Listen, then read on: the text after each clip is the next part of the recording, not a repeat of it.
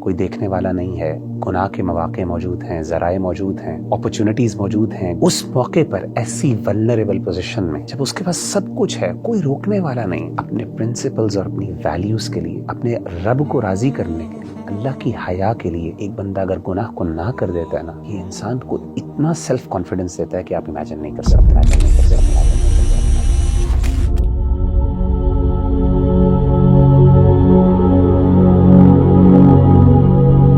صحابہ کرام اور ہمارے جتنے بھی انبیاء کرام آئے ہیں، ان کے اندر نا ایک بڑا امیزنگ قسم کا سیلف کانفیڈنس تھا، خود اعتمادی تھی، اور بڑے بڑے بادشاہوں اور بڑے بڑے دنیا دار لوگوں کے سامنے وہ حق کی آواز بلند کرتے تھے اور حق کی بات کہنے میں ہچکچاتے نہیں تھے. لیکن ہم آج کل اپنے آپ کو دیکھیں یا یوتھ کو دیکھیں تو ان کے اندر سیلف کانفیڈنس نہیں ہے. بات کرنا بھی چاہ رہے ہیں، بات کر نہیں پا رہے، بات حق کی بھی ہے لیکن بات ہو نہیں پا رہی. تو وغیرہ بھائی کیسے ایک انسان کے اندر سیلف کانفیڈنس آ جو کیا سیکریٹ ہے کہ اگر وہ بندہ اس کو اپنی زندگی میں اپلائی کرے، اس کے اندر خود اعتمادی بھی آ جائے اور وہ حق کی بات بھی کر پائے؟ ربی بھائی، اللہ تعالیٰ کو نا 2 قطرے بہت پسند ہے، حدیث میں آتا ہے. ایک قطرہ وہ ہے جو انسان جب اللہ کی راہ میں جہاد کرے اور خون کا قطرہ اس کے جسم سے بہہ جائے، یہ اللہ کو بہت پسند ہے قطرہ.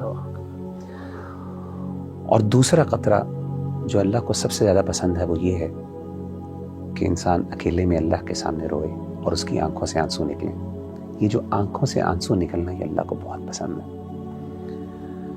میری نظر میں سیکرٹ جو ہے نا خود اعتمادی کا، اور ایسا کانفیڈنس کہ جس میں انسان سمجھے کہ میرے سامنے بادشاہ بھی کچھ نہیں ہے، انسان اپنے آپ کو اتنا بڑا سمجھے، یہ تبھی ہوتا ہے جب انسان کی خلوت پاک ہو جائے، انسان کی آئسولیشن پاک ہو. یعنی دروازے بند ہو گئے ہیں، پردے ڈل گئے ہیں، کوئی دیکھنے والا نہیں ہے، گناہ کے مواقع موجود ہیں، ذرائع موجود ہیں، اپرچونٹیز موجود ہیں گناہ کی، لیکن انسان اللہ سے حیا کھا لے، اسے اس بات کا احساس ہو کہ میرا رب مجھے دیکھ رہا ہے، اس کو اپنے آپ سے شرم آئے. اپنے آپ کو دیکھیں، ہر بندہ چاہتا ہے اپنے آپ کو اچھا دیکھنا، کوئی بندہ برا نہیں دیکھنا چاہتا.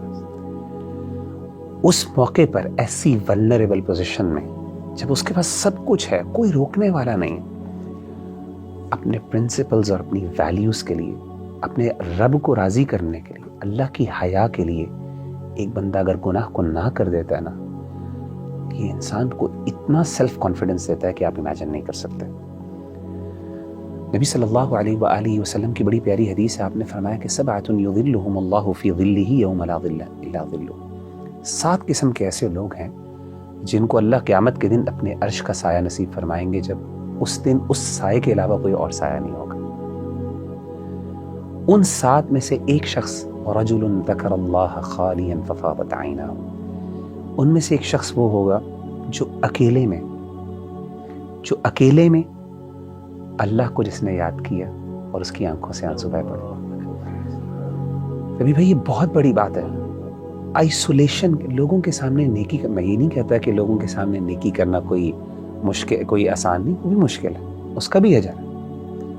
ظاہر ہے انسان کی کچھ نیکیاں ایسی ہیں جو ایک سوشل سیٹنگ میں ہوتی، لیکن اصل انسان کے کردار کا پتہ چلتا ہے جب انسان اکیلے ہوتا. میں بتاؤں، اور میں سمجھتا ہوں کہ کسی بندے کا اصل تقوی اور اصل کردار تبھی جج ہو جاتا ہے جب وہ بندہ اکیلا ہوتا. اور میں بتاؤں، انسان کی سب سے زیادہ خلوت کو دنیا میں جاننے والا کون ہوتا ہے؟ انسان کی وائف ہوتی ہے، بیوی. اللہ کے بعد اللہ کو تو پتہ ہی پتہ، دنیا کے اندر انسان کی خلوت کو سب سے زیادہ جاننے والا انسان کی بیوی ہوتی ہے. تاریخ کے اندر نبیوں کے بعد اگر کوئی ذات، صحابہ کو بھی نکالنے چلے، ہمیں کون سی ایسی ذات ملتی ہے کہ جس کی بیوی جو ہے اپنے شوہر کے کردار کے بارے میں بات کرے؟ میں ایک مثال دینا چاہتا ہوں، سیدنا عمر بن عبدالعزیز رحمہ اللہ تعالیٰ عنہ کی، جن کو 5ویں خلیفہ راشد بھی کہا جاتا ہے. میں حیران ہوا ان کی سیرت پڑھ کے کہ آپ کی وائف نے یہ اپنے شوہر کے بارے میں کہا. الفاظ کچھ یوں تھے کہ واللہ، اللہ کی قسم، ما رأیت احدا اتقى من زوجی، اللہ کی قسم میں نے اپنی زندگی میں کبھی بھی اپنے شوہر سے زیادہ اللہ سے ڈرنے والا کوئی شخص نہیں دیکھا. امیجن کریں، ہن لباس لکم وانتم لباس لہن، کہ بیوی آپ کے بارے میں یہ کہہ رہی ہے کہ میرا شوہر کی جو نیکی آپ امیجن نہیں کر سکتے. یعنی کوئی ہڈل نہیں ہے, کوئی روکنے والا نہیں ہے. یہ ایک تقوی کا معیار ہے.